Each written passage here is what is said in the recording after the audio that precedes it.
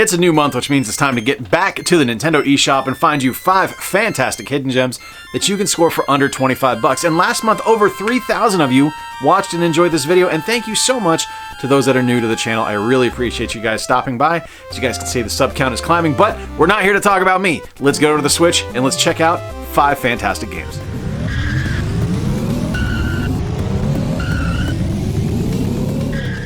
I do love a good racing game, and 80s Overdrive is a good racing game.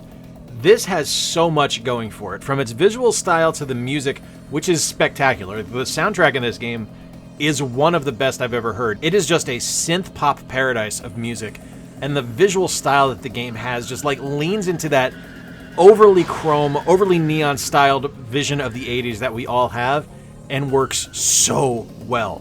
There are 2 different game modes that you're able to play, a massive world map that you're able to go through with different events on each little star, as well as a track editor, which is super cool. You have different cars that you're able to use, different visual themes, 18 music tracks, as I mentioned, which is one of the best soundtracks I've ever heard in a video game, and just a fantastic gameplay experience. I've played this in handheld, I've played this on my TV with my Pro Controller, and nothing misses with this. It is not as deep as some other arcade racers on the Switch, I will tell you that. It is a little bit more simplistic, a little bit more straightforward, but there's nothing wrong with that. It is still a fantastically fun game with a gorgeous visual style that just nails its look and is just dripping in aesthetic. The best part about this game is that it's only $9.99, but I have seen it on sale frequently. Right now, at the time of this recording, it's on sale for $1.99, and it is worth every single penny.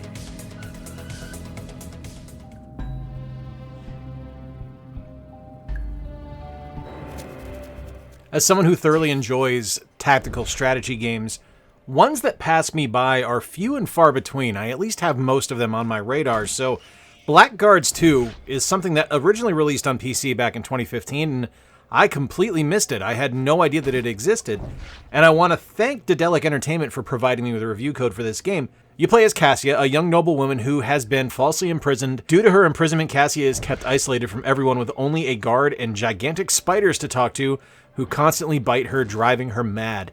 And her entire focus is to escape the labyrinth, escape the dungeon, and to claim the Shark Throne as her own. And to achieve this, you're going to go through fantastic tactical combat, you're going to be leveling up your characters and learning different skills as you move on, and you're going to be recruiting different mercenaries and ne'er-do-wells to help you along the way.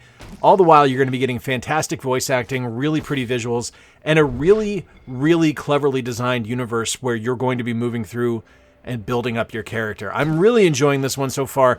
I'm slow rolling it just because I kind of killed myself on tactical strategy games by jumping back in feet first into Fire Emblem Three Houses, but one of the things I really like about it is each level you go to as you're moving through these tactical games is that it's pretty big. It's not just like a set area where you're able to zoom out and see the entire thing. You actually have to kind of plan your movements, plan where you're going to end your moves, and make sure you're not triggering any traps or being caught by any environment effects, all the while moving yourself around and being prepared for when enemies will attack, because as you move through, new enemies will appear in the labyrinth. It's a really fascinating game. I'm thoroughly enjoying this one, and if you dig this, if this is your kind of game, Blackguards 2 can be yours for $14.99.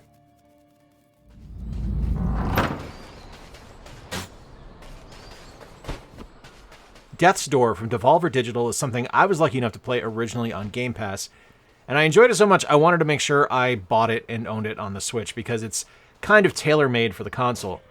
If you like Zelda games, if you like things like Link to the Past, or if you liked Blossom Tale or anything like that, this game's for you. And it's something that when it was first announced and I first saw footage of it, I kind of thought that this was going to be something that I really liked, and boy howdy was I correct. This game is just absolutely stunning. There's a fantastic combat system here where it's very simple, it's very straightforward. If you have ever played any of those games, like I mentioned, like a Zelda, like a Blossom Tale, you're going to be intimately familiar with how this game runs and how this game controls. You have a sword that you're able to do your standard attacks with. Every hit you land with a melee attack will replenish arrows into your bag, and then you could have a ranged attack. It's one of those games that when I initially sat down and played it, within 5 minutes I knew I was going to love it, and that has held true through the hours I have played with it so far. I just started playing this again on the Switch, but it's just such a lovely game, and it's got such a unique, distinct visual style to it that I think too many games rely heavily on false nostalgia by leaning into something like pixel art with their appearance, and there's nothing wrong with that. I actually have a game later on in this list that has a gorgeous pixel art presentation, but I think Death's Door is well served by this being a fully realized 3D environment in an isometric view. It's a beautiful game with a fantastic upgrade system, getting different weapons, different abilities, and things like that. You're able to customize your character as you play, and it just offers so much and has such a fantastic gameplay style that I think more people really need to check this one out. Death's Door is $19.99, and it is well worth every penny that you pay for it. And I'm willing to bet at the end of the year, this is going to be on a lot of people's Game of the Year list.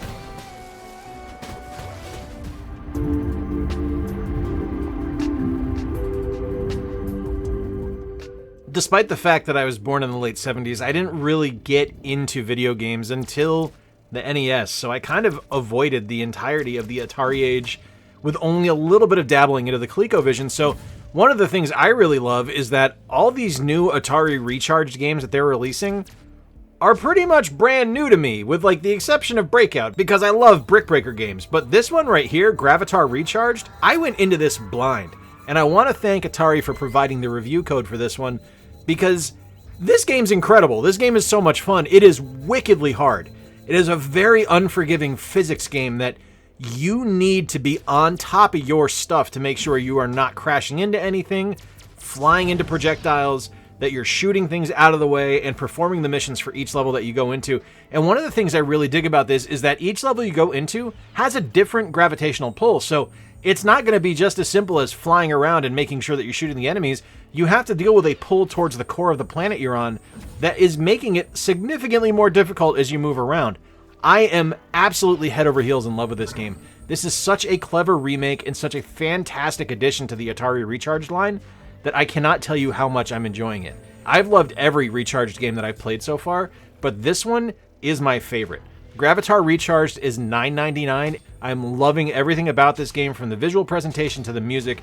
It is fantastic.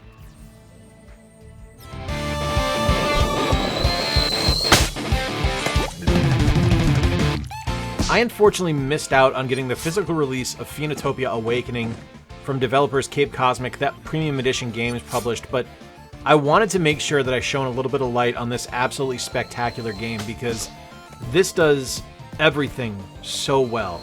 This has an absolutely gorgeous visual style. Now, I mentioned before that sometimes games lean too heavily into pixel art, but it is so well served here with Phoenotopia that it makes sense and it adds to the overall aesthetic and the overall feel of the game. This is a 2D platforming RPG. You play as Gale, and at the start of the game, you go to retrieve some of the village children, and on your way back, every adult in the village is abducted by a starship. The adventure ahead of you is massive.